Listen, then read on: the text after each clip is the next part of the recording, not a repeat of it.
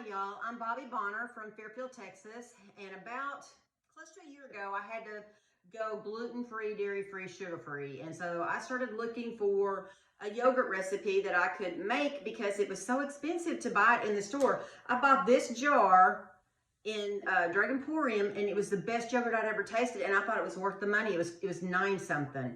And I thought it was really good, and I was willing to pay that, but then it got to where I couldn't buy it anymore. So I researched the internet on how to make it.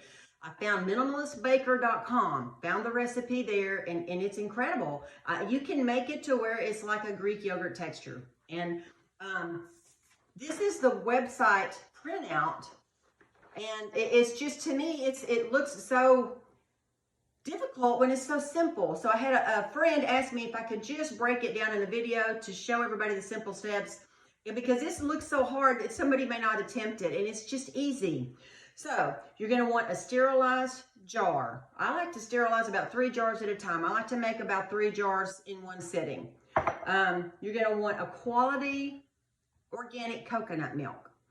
This has a wort gum thickening in it. To me, it makes a better yogurt. It makes more like a Greek yogurt. Now, if you don't like your yogurt thick, then you don't have to have the thickening agent. And then you're going to want this brand or a comparable one.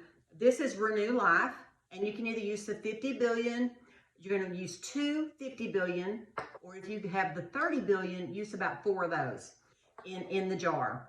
And you're going to want a rubber utensil or wooden. You don't want to use metal because it reacts with the probiotic and it won't ferment right. So all you do is you're going to want to shake up your coconut milk, which has already been done,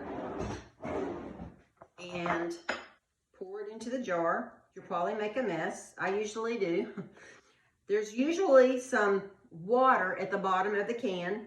It doesn't matter, it's going to stir in just fine.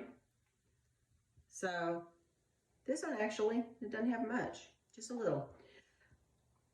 The recipe, I've tweaked it a little bit for my liking. Online it tells you to let it come to like a 74 degrees in the room where you're fermenting it. They say put it in a warm room. I have found that I like it better for it just to ferment at regular room temperature, which is not that hot in my utility room. It's, I don't know, between 65 and 70 maybe. But that's what I like. It's just, I don't like it to be real runny because to me it's wasteful.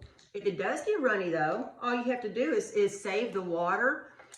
You have to strain it and in a finer cheesecloth, and like overnight in the refrigerator, and just save that water, and you can use it in your shakes, in your smoothies.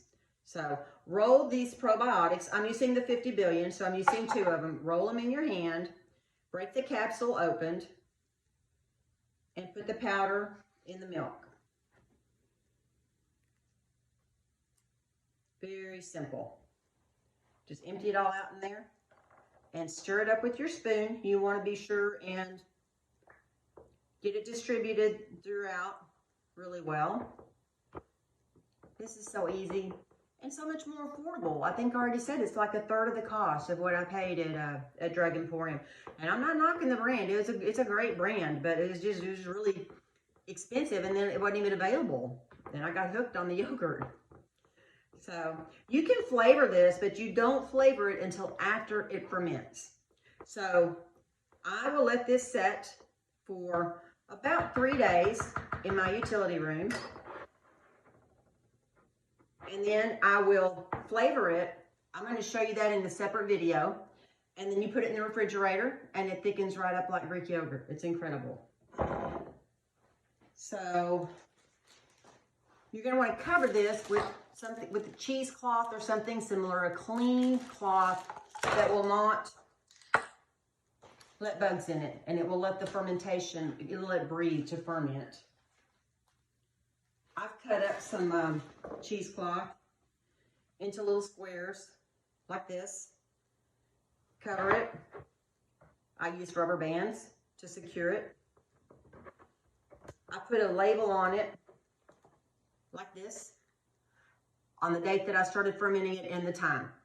And then put it in your dark utility room or in a dark room somewhere, cabinet, cupboard, whatever.